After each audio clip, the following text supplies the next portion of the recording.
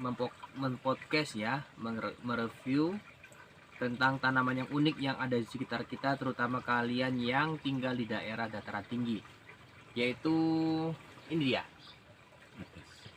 Namanya di sini adalah adas, tapi kalau di tempat kalian tidak tahu namanya apa. Yang jelas tanaman ini mempunyai segudang khasiat dan mempunyai inovasi untuk bahan pakan tambahan kita. Ya. Dan terutama di masa seperti ini kan ketahanan pakan tuh menjadi topik utama yang digadang-gadangkan, bahkan pemerintah pun menjadikan ini sebagai fokusnya. Jadi kita langsung saja akan membahas tentang adas. Sebelum itu nikmati dulu tanaman ini. Seger itu. Seger.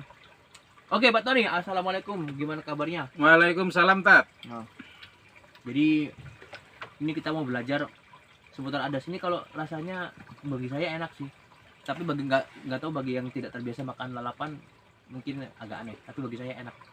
Nah, mohon maaf nih, mau tanya, sebenarnya dengan rasa yang begitu orisinil ya, maksudnya rasa yang baru otentik gitu ya, adas ini sisi lainnya mempunyai manfaat apa aja? Oh gini, Tat, untuk adas ini selama ini banyak tumbuh di daerah pegunungan dan dianggap hanya sebagai sebatas sayuran belaka. Sama seperti Jipang. Jipang ini juga bahan sayuran, ini adas juga bahan sayuran. Di sisi lain daripada adas ini sendiri, dia punya rasa ciri khas tersendiri, dia yang tidak dimiliki oleh tanaman yang lain. Untuk adas sendiri sebetulnya selama ini sudah banyak populer di daerah pegunungan. Juga kalau di pasar-pasar lebih banyak digunakan adalah bijinya, digunakan untuk sebagai bahan jamu, biasanya disediakan di pasar itu di penjual empon-empon. Kalau bijinya seperti apa Pak? Bijinya kecil-kecil seperti kayak isi dondong tapi kecil banget. Wah, Gitu. Ya, dia ada kaki-kakinya. Itu efek apa, maksudnya khasiatnya apa itu biji ketika Untuk bijinya lebih banyak digunakan untuk sebagai jamu atau sebagai tambahan bumbu masakan. sedap ya.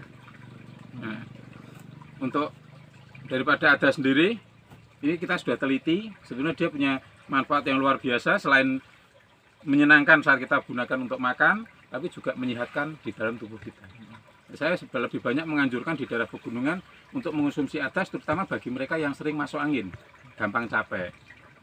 Untuk mereka yang punya masalah dengan susah kentut, karena dia juga peluru kentut. Berarti tidak, kalau misalnya susah kentut kan nggak perlu panik gitu ya? Iya, nggak perlu panik.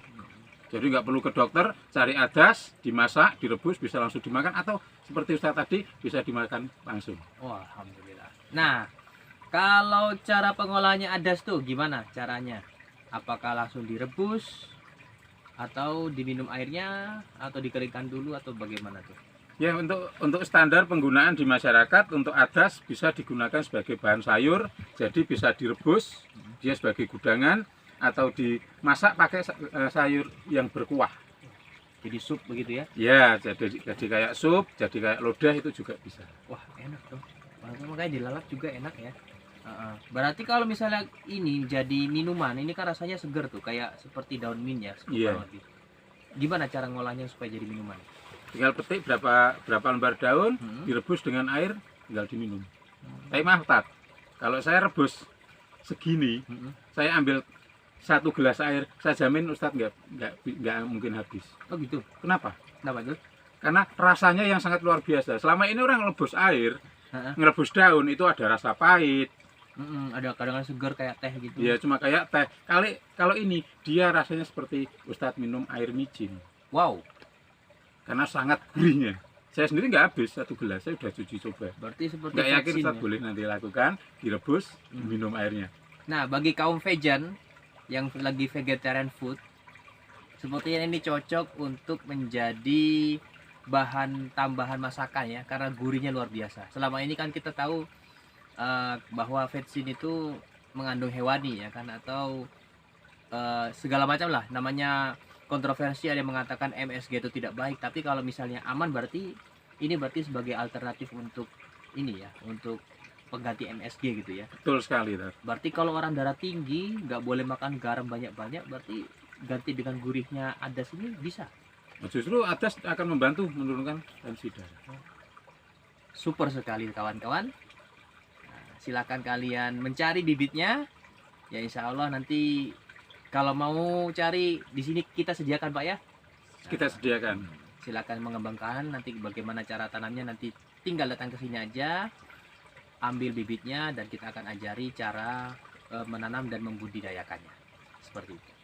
Apalagi khasiat di balik adas ini misalnya kan seperti bijinya dimakan, bijinya digunakan untuk olahan jamu, kemudian daunnya lagi, kemudian ini keistimewaan lainnya apa ini? Keistimewaannya ini adalah dia mengandung minyak astiri.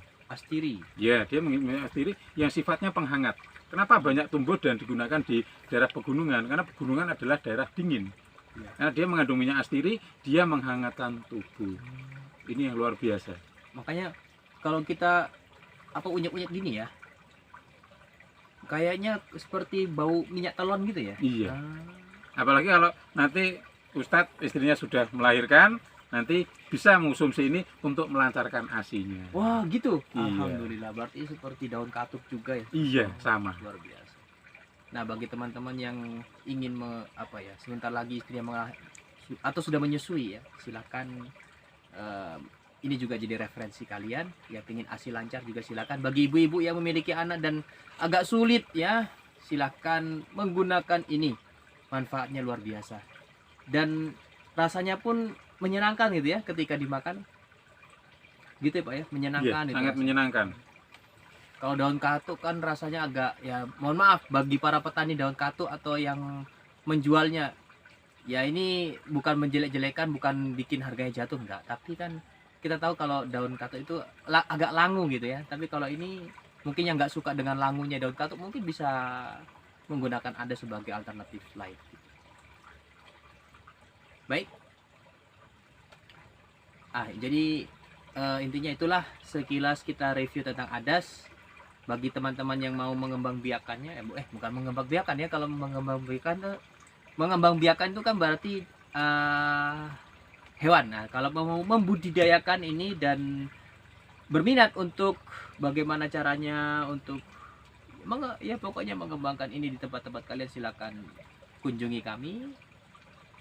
Cara tanamnya mudah, silakan kalian datang ke tempat ini. Like and subscribe this channel. Lokasi yang mana, Kak? Oh iya, lokasi di mana nih Pak Tony? Ini kita di Kajuran, Kabupaten Magelang. Oke, siap. Oke, itu saja. Silakan kalian like and subscribe. Kita tunggu kedatangannya. Wassalamualaikum warahmatullahi wabarakatuh.